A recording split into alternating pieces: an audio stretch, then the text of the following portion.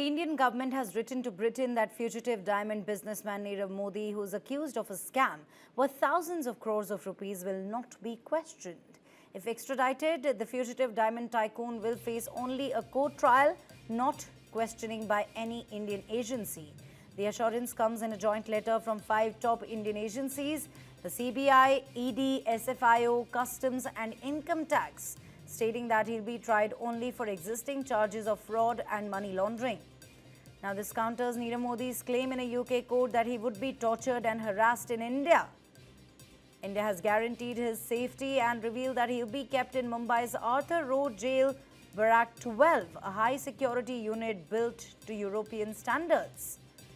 With this, India hopes the UK court will reject Nirav Modi's appeal on the 23rd of November, bringing him one step closer to facing justice for the 13,000 crore rupees PNB scam.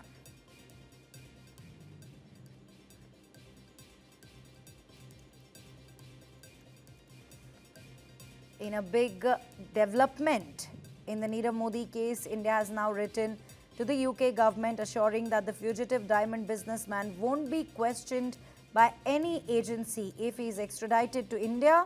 The guarantee comes straight from 5 top Indian agencies, saying he will only face trial for the existing fraud and money laundering charges. Let me quickly go across to my colleague Jitendra, who joins me over the phone line with more details on the same. Jitendra, Bharat ने ऐसा बोल दिया, ऐसा assure किया है कि नीरव मोदी को बिल्कुल भी क्वेश्चन नहीं किया जाएगा इफ ही इज एक्स्ट्राडाइटेड. हमें बताइए इसका मतलब क्या है इन टर्म्स इलीगली.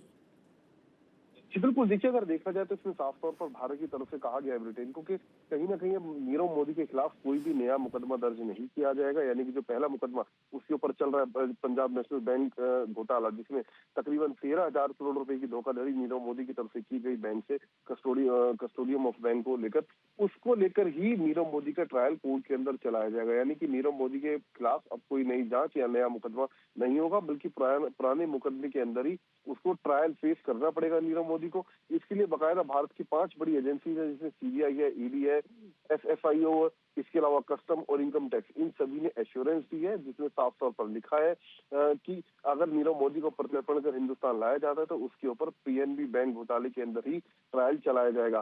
खास बात यह कि इसमें साफ तौर पर यह भी बताया गया कि नीरव मोदी को जो मुंबई के आर्थर रोड जेल है उसकी बैरक नंबर 12 में रखा जाएगा और हाई प्रोफाइल कैदी जो है उनको इस बैरक के अंदर रखा जाता है, लेकिन जो सामान्य कैदी हैं उनसे इसको दूर रखा जाएगा. और जो यूरोपियन मानक हैं जेल को लेकर, उन सभी को ध्यान में रखते हुए तमाम सुविधाएं नीरव मोदी को यहाँ पर मुहैया करवाई जाएंगी. तो ये तमाम चीजें हैं जो कि बाकायदा इस लेटर के अंदर लिखकर भारत सरकार की तरफ से दी गई हैं.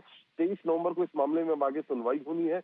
नीरव मोदी की तरफ से दावा किया जाएगा कि उसको भारत को प्रत्यर्पण न किया जाए, लेकिन जो ये एश्योरेंस लेटर भारत की तरफ से दिया गया, तो ऐसी उम्मीद है कि जल्द ही नीरव मोदी को भारत लाया जा सकेगा. और 13 नवंबर को जो नीरव मोदी ने अपनी अपील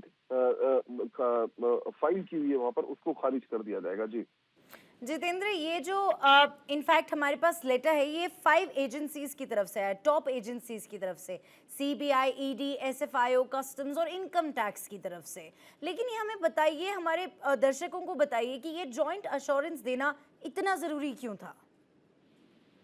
जी बिल्कुल, देखिए 13,000 करोड़ रुपए का मामला है, काफी हाई प्रोफाइल केस है. और चाहे नीरव मोदी हो, इसके अलावा इस तरीके के जितने भी आरोपी इस वक्त देश से बाहर बैठे हुए हैं, देश की करोड़ों की संपत्ति हड़पने के बाद, तो ऐसे में भारत सरकार की, मोदी सरकार की कोशिश है कि जल्द से जल्द सभी को हिंदुस्तान वापस लाया जाए, उन्हें कानून के सामने पेश किया जाए. यानी कि जो भारतीय कानून है उसके हिसाब से उनके ऊपर ट्रायल यहाँ पर चलना चाहिए. तो यही कोशिश है कि नीरव मोदी को वापस लाया जाए, किसी भी तरीके की एश्योरेंस देनी पड़े. और अगर नीरव मोदी वापस आते तो भारत के लिए एक बड़ी अचीवमेंट भी होगी. और काफी अगर देखें तो इंटरनेशनल फोरम के ऊपर भारत की एक बड़ी जीत भी इसको माना जाएगा. जी बहुत बहुत धन्यवाद हमारे साथ जुड़ने के लिए.